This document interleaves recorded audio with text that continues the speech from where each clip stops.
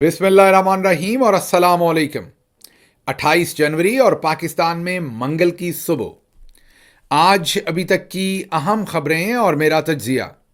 सबसे पहली तहलका खेज और बॉम्बशेल स्टोरी आपके सामने वाशिंगटन डीसी से रखते हैं, जहां पर मोहसिन नकवी के अमेरिका में दाखिले पर पाबंदी लगाने का काम शुरू कर दिया गया है। जी हां, आप दुरुस्त सुन रहे हैं। अमेरिका में मोहसिन नकवी आइंदा दाखिल ना हो सकें, इस पर प्रोसेस शुरू हो गया है, काम शुरू हो गया है। बहुत ही मुमताज़ पाकिस्तानियों का एक जो फोरम है, पैक है, जिसका नाम पाक पैक है, उन्होंने अब official letter secretary of state Marco Rubio को लिखा है और इस खत को पूरी आवाम के लिए जारी कर दिया है। जो हमारी इत्तलात है वहां से हमें पता चल रहा है कि पाक पैक ने इस पर खासा होमवर्क किया है और बहुत सारे कांग्रेस मेंबर्स जो हैं और सेनेटर्स हैं, उनके साथ इस पर मुकम्मल बातचीत की है और उनकी सपोर्ट हासिल करने के बाद ये खत मार्को रूबियो को लिखा गया है, जो कि सेक्रेटरी ऑफ स्टेट हैं और फिक्री तौर पर डिक्टेटर्स के खिलाफ हैं। यहां पर आपको ये याद रहे कि ये पाक पैक वही फोरम है जिन्होंने इससे पहले HR 901, वो एक करारदाद जो बहुत ही ज़्यादा तकलीफ देती है चौधरी निज़ामुद्दीन साहब को, वो पास करवाई थी अमेरिकी कांग्रेस से, जिसके हक में 367 वोट पड़े थे। उसमें पाक पैक ने उस रेजोल्यूशन को, उस करारदाद को फाइल किया था और फिर और भी पाकिस्तानियों ने इनके साथ मिलकर उस पर काम किया था और वो करारदाद पास होना शायद आज के दिन तक सबसे बड़ी लैंडमार्क अचीवमेंट जो समंदर पार पाकिस्तानियों, स्पेशली जो अमेरिका में रहने वाले पाकिस्तानियों का डायस्पोरा है, उनकी सबसे बड़ी कामयाबी गिनी जाती है। अब उसी पाक पैक ने एक नया खत जारी किया है जो आप सबके लिए उन्होंने मीडिया पे जारी किया है, लेकिन ये खत इससे पहले ही secretary of state Marco Rubio को जा चुका है। ये ऐसे नहीं है कि बैठे बैठे उन्हें ख्याल आया और उन्होंने ख़त लिख दिया, क्योंकि अगर आप ऐसे ख़त लिख दें तो वो ख़त किसी फाइल का हिस्सा बन जाता है।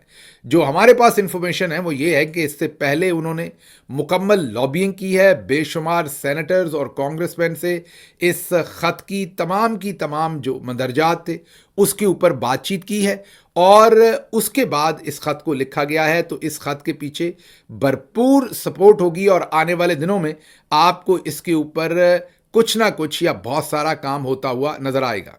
अब इससे पहले कि मैं आगे चलूं, इसके ऊपर एक क्रिटिसिज्म भी सोशल मीडिया पर आ रहा है। वो क्रिटिसिज्म ये है कि आपने इसमें army chief general Asim Munir का नाम क्यों नहीं लिखा। पाक पैक से ये सवाल सोशल मीडिया पे किया जाता है कि आप अगर जनरल आसिम मुनीर का नाम नहीं लिखते तो मोहसिन नकवी का नाम लिखने का कोई फायदा नहीं है, क्योंकि हर चीज के ऊपर जो असल ताकत है वो army chief general Asim Munir रखते हैं। तो फिर मोहसिन नकवी के नाम को सिर्फ पाबंदी लगवाना ये कोई बहुत बड़ा काम नहीं है, या आपने अधूरा काम किया है, आपने आर्मी चीफ का नाम इसमें क्यों शामिल नहीं किया। उस पर पाक पैक के जो अकाबरीन हैं जिनसे मेरी बात हुई, उन्होंने कहा कि एक तो मोहसिन नकवी की वो वीडियो के ऊपर फुटेज और स्टेटमेंट्स मौजूद हैं जिसमें वो डायरेक्टली रिस्पॉन्सिबिलिटी क्लेम कर रहे हैं कि गोलियां चलाएंगे और हम ये कर देंगे और ये कर देंगे। उससे पहले इलेक्शन में जो उन्होंने धांधली की उस पर भी उनकी बहुत सारी स्टेटमेंट्स मौजूद हैं और वो उस वक्त चीफ मिनिस्टर थे एक सूबे के, और उससे पहले जो सूबे के अंदर बहुत कुछ हुआ उसके भी बहुत सारे सबूत शामिल हैं। उन्होंने कहा कि बहरहाल ये पाक पैक के कुछ जराए ने जिन्होंने जाहिर है ऑफ द रिकॉर्ड हमसे बात की और अपना नाम उन्होंने कहा कि आप ना लीजिए, उन्होंने हमें कहा कि इस वक्त अगर हम फौरी तौर पर जनरल आसिम मुनीर का नाम लिखकर ये लेटर डालेंगे तो शायद इसमें कुछ ना कुछ आगे से रिजेंटमेंट मिले, या जो लॉबिंग दूसरी तरफ से हो रही हो उससे फिर ये खत कहीं दरमियान में रुक ना जाए। इसलिए एक टेस्टर के तौर पर, पहले मैसेंजर के तौर पर, पहली मूवमेंट के तौर पर ये मोहसिन नकवी साहब का नाम जाएगा। और उन्होंने आगे से मुझसे सवाल किया कि गिल साहब, क्या मोहसिन नकवी कोई छोटी शख्सियत है? इस तमाम की तमाम जो सनारियो हैं, क्या वो उसमें आर्मी चीफ के राइट हैंड नहीं है? क्या वो उनके फैमिली के या उनके अपने करीबी आदमी नहीं है? तो अगर उन पर पाबंदी लगती है तो क्या ये छोटा काम होगा? क्या इससे रास्ते नहीं खुलेंगे? क्या उसके बाद अगला हदफ जो है वो आसान नहीं होगा लेना? तो इन बातों में बहुत वजन है। तो जो लोग उन पर क्रिटिसिज्म कर रहे हैं कि पहले दिन ही उन्होंने army chief general Asim Munir का इसमें नाम लिखना था, तो मैं उनसे इसलिए ये जो तमाम उन्होंने पॉइंट ऑफ व्यू दिया, इसके बाद मैं उनसे अग्री नहीं हूं मेरे ख्याल में। और अगर कोई समझता है कि ये काम बहुत ज़रूरी है, तो बहुत सारे और मोतबर पाकिस्तानी हैं, वो तमाम लोग एक और ख़त लिख सकते हैं, हटके एक मूवमेंट कर सकते हैं जो specifically army chief general Asim Munir के नाम को टारगेट कर सकता है पाबंदी लगवाने के लिए। लेकिन फिलहाल जो पाक पैक ने किया है, ये पहला पत्थर है जो उन्होंने फेंका है, और मेरे ख्याल में इसके दूररस नताइज होंगे। अगर पाक पैक इस काम को करने में कामयाब हो गया, तो ये एक किस्म की army chief general Asim Munir साहब पर ही पाबंदी होगी, क्योंकि ये उनके दस्ते रास्त हैं, बहुत ही ख़ास आदमी हैं। इसके साथ साथ आप ये भी याद रखिए कि पिछले दिनों कुछ नाकबत अंदेश दोस्तों ने इसी पाक पैक को पाकिस्तानी ISI का असासा और पता नहीं क्या कुछ कह दिया कि ये लोग कंप्रोमाइज़ हैं, और इनके बारे में इतनी बहतान तराशी की कि वो समझ आने से बाहर थी। आजकल बहरहाल ये एक रवाज चल रहा है कि जिसको पकड़ो उसको किसी ना किसी का एजेंट बना दो। मैंने हमेशा आपको एक बात कही कि आपको अगर लगता है कि कोई शख्स किसी का एजेंट है, तो आप उसे ये खिताब मत दीजिए, उसे 3 से 6 महीने अंडर ऑब्जर्वेशन रख लीजिए। आपको उसकी की हुई हरकतें वाज़े तौर पर बता देंगी, और फिर आप हतमी तौर पर अपना ओपिनियन कायम कर लीजिए, और यकीन कीजिए 6 महीने के अंदर अंदर वो शख्स अपने आप को वैसे ही एक्सपोज कर देगा। अब मेरा पॉइंट ऑफ व्यू ये है कि अगर पाक पैक वाकया ही पाकिस्तानी ISI की बी टीम होती, तो फिर क्या पाक पैक आज मोहसिन नकवी पर पाबंदी लगाने के लिए ख़त लिखती? बिल्कुल ना लिखती, बल्कि किसी और तरफ को मामला जो है वो लेकर चली जाती पाक पैक, और किसी और टॉपिक को छेड़ देती। पाकिस्तान को एड मिलनी चाहिए, पाकिस्तान के अंदर जमहूरियत के ऊपर एक डिस्कशन होनी चाहिए, एक सेमिनार होना चाहिए, पाकिस्तान के अंदर इस वक्त हेपेटाइटिस बहुत बढ़ रहा है, उस पर काम होना चाहिए, एड्स बहुत बढ़ रही है, उस पर काम होना चाहिए। मीन जो रिफाई काम है जो कि होने चाहिए, मैं ये नहीं कह रहा कि वो गैर ज़रूरी है, लेकिन इस वक्त डिस्कशन उस तरफ ले जाते। तो इसलिए जो तमाम लोग पाक पैक पर हमला कर रहे थे, उनको भी मैं कहूँगा कि ज़रा अपने घोड़े बांध कर रखें और थाम कर रखें। अगर पाक पैक ऐसा काम कर रहा हुआ तो 6 महीने में आपको पता चल जाएगा, और दूध का दूध पानी का पानी हो जाएगा। ये जो पहला पत्थर पाक पैक ने फेंका है, अब आप कोशिश कीजिए और आप दूसरा फेंकिए, तीसरा फेंकिए, लेकिन जो काम कर रहा है और जितना कर रहा है उसको डिस्क्रेडिट मत कीजिए।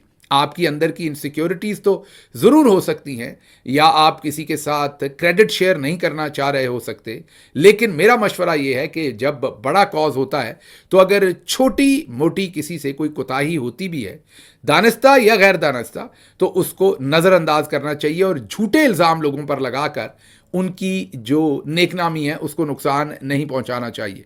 बहरहाल वापस आते हैं इस ख़त के ऊपर। ख़त हमारे सामने है जो आपको दिखा रहे हैं। पाक पैक की जो प्रेसिडेंट है डॉक्टर उज़मा अली, मिशिगन से हैं। मशीन गन ही चलाई है उन्होंने तो एक किस्म की मोहसिन नकवी साहब पर। ये एक हैंड सर्जन है। जी हाँ, मैं थोड़ा सा आपको बता दूं कि अमेरिका में जो बाहर से दुनिया में आकर यहाँ स्पेशलिस्ट बनते हैं या इवन रेजिडेंसी लेते हैं, तो जो आर्थोपीडिक की रेजिडेंसी है वो सबसे मुश्किल मिलती है अमेरिका में। वो सबसे ज़्यादा कंपैरेटिव है, और उसमें जो हम सो कॉल्ड एक टर्म यूज़ करते हैं देसी, मतलब कि पाकिस्तानी, इंडियन या दूसरी नेशनलिटीज़ के जो बाहर के लोग हैं, उनको बहुत कम इसके अंदर दाखला मिलता है। मैं ये नहीं कह रहा कि कोई डिस्क्रिमिनेशन होता है, लेकिन शायद सीटें कम होती हैं, इनका नंबर भी कम होता है, तो नंबर के तनासब से फिर जिनका नंबर ज़्यादा होगा उन्हीं को उसमें पोजीशंस मिलेंगी। तो आर्थोपीडिक में सबसे कम जो रेजिडेंसी में लोग जा पाते हैं, और इसी तरह फेलोशिप में। तो जो डॉक्टर उज़मा है वो बहुत ही काबिल डॉक्टर हैं। पहले उन्होंने आर्थोपीडिक किया और उसके बाद उन्होंने फर्दर स्पेशलाइजेशन की, और वो हैंड सर्जन है। उन्होंने अपना हाथ दिखाया है अब हैंड सर्जन साहबा ने, और ये ख़त उन्हीं के जो नेशनल बोर्ड है उसने उन्हीं की सरबराही में लिखा है। उनके साथ डॉक्टर उमर फारूक जो उनके अगले आने वाले प्रेसिडेंट हैं, पेंसिल्वेनिया से हैं ये, और डॉक्टर मोहम्मद तारिक टेक्सास से हैं, सेक्रेटरी हैं ये पाक पैक के, और बहुत ही उम्दा पाकिस्तानी हैं, बहुत ही बेहतरीन काम करते हैं। और मैं इन्हें ज़ाती तौर पर समझता हूँ, जानता हूँ। ये साउथ पंजाब की साइड से हैं और वहाँ भी बहुत ही ज़्यादा रिफाई काम भी कर रहे हैं, और पाकिस्तान का बहुत दर्द रखने वाले दोस्त हैं। डॉक्टर सबा शबनम टेक्सास से हैं और ट्रेजरर हैं। इनके वालिद मोहतरम कराची से हैं और बहुत ही आला पाए के उर्दू के शायर थे। एनीवेज, ये वो इसके अलावा बहुत सारे नाम नीचे हैं जो इनके बोर्ड मेंबर्स हैं, ये इनके मेन ओहदेदार हैं जिन्होंने ये खत लिखा है, और वो तमाम नाम आपको नजर आ रहे होंगे जिनमें मुसद्दक चुगताई और बहुत सारे नामी नाम हैं जो इस फोरम के ऊपर बैठते हैं। बहुत ही ये वेल अचीव्ड पाकिस्तानी हैं जिनका जाहिर है पाकिस्तानी इस्टेब्लिशमेंट से भी माजी में बड़ा गहरा रिलेशनशिप रहा, अभी भी होगा, और पाकिस्तानी एम्बेसी के साथ भी। लेकिन इस वक्त ये तारीख की दुरुस्त साइड पर खड़े हैं और बेहतरीन काम कर रहे हैं।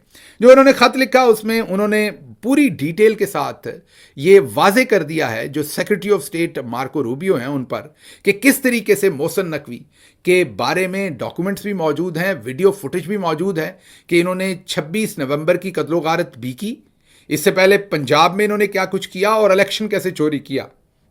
इन्होंने इस खत के अंदर कोई कसर छोड़ी नहीं है तमाम सबूत सामने रखने की।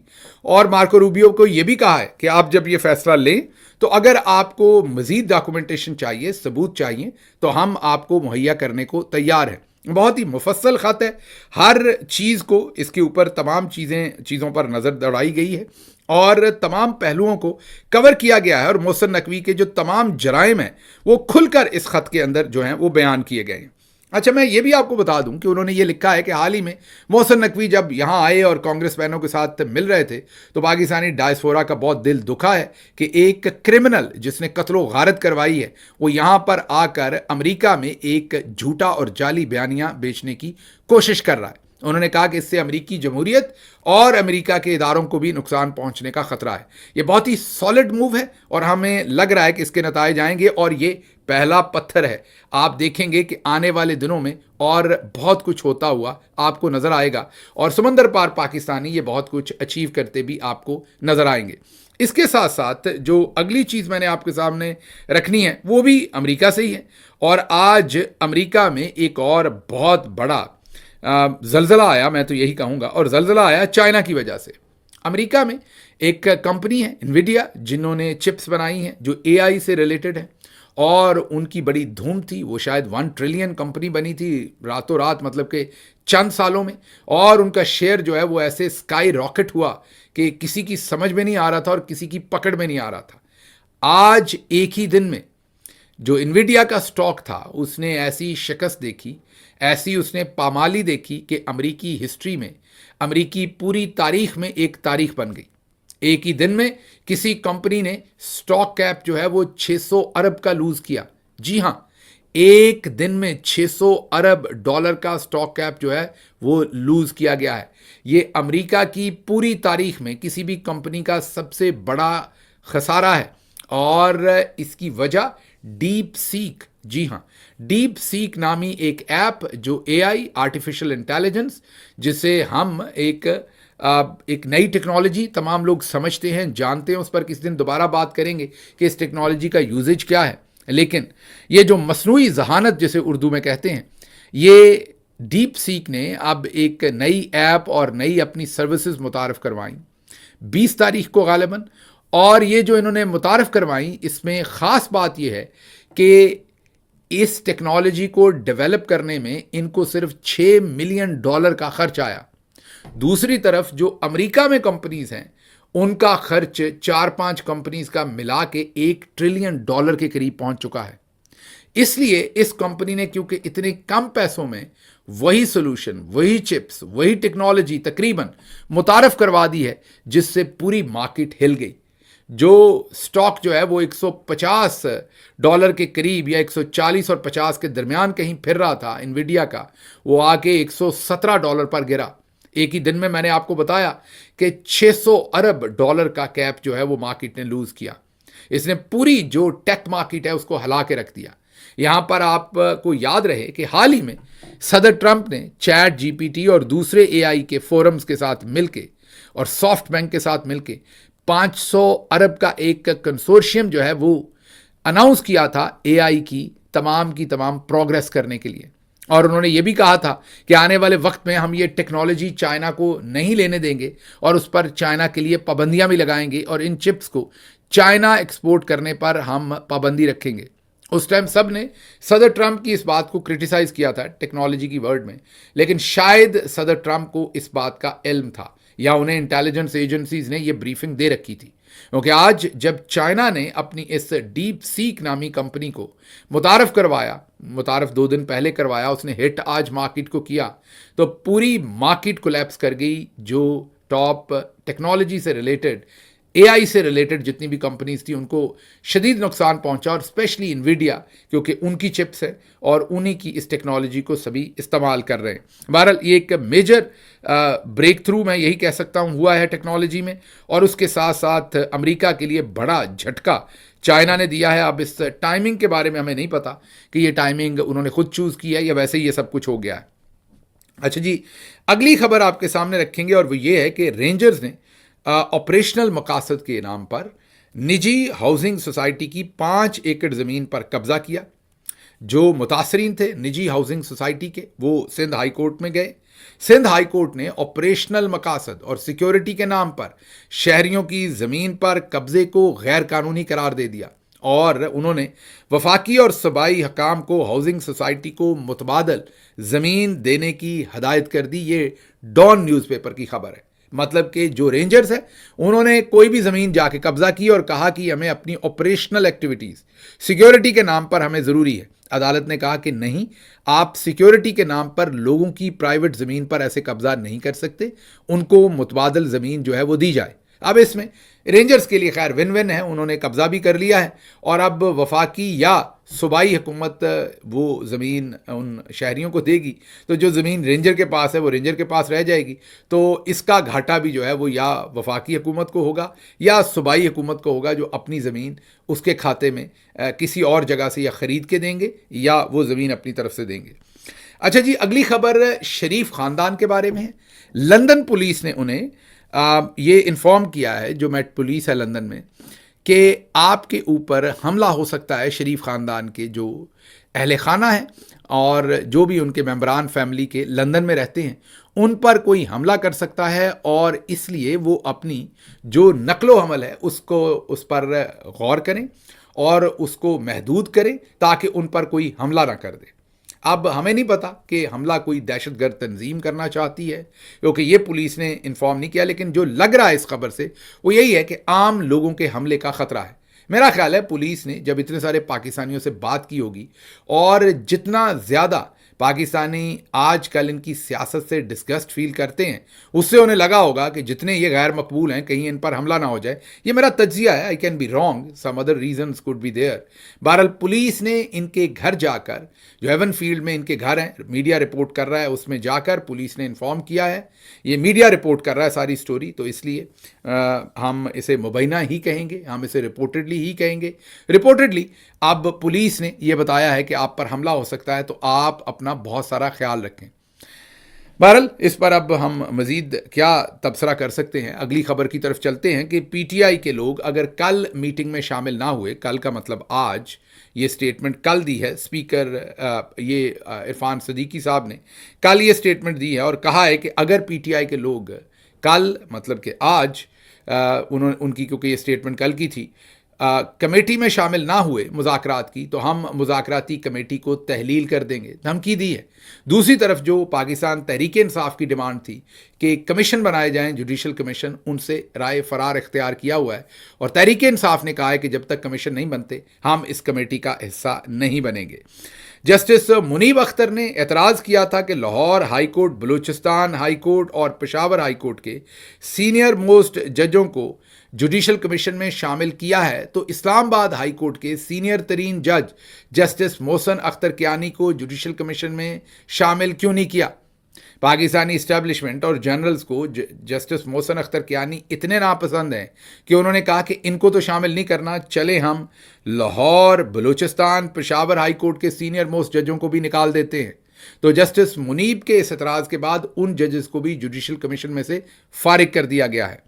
लाहौर डेवलपमेंट अथॉरिटी ने, जिसे एलडीए कहते हैं, लाहौर में बहरिया टाउन की 5 स्कीमों के जो इंतकाल, मीन के इंतकाल का मतलब है ट्रांसफ़र ऑफ राइट्स, जो प्रॉपर्टी एक नाम से दूसरे नाम पर हतमी तौर पर ट्रांसफ़र होती है, उस पर मुकम्मल पाबंदी आयद कर दी है। मतलब कि मलिक रियाज को हर सूरत जो है वो कोशिश की जा रही है कि ब्लैकमेल किया जाए।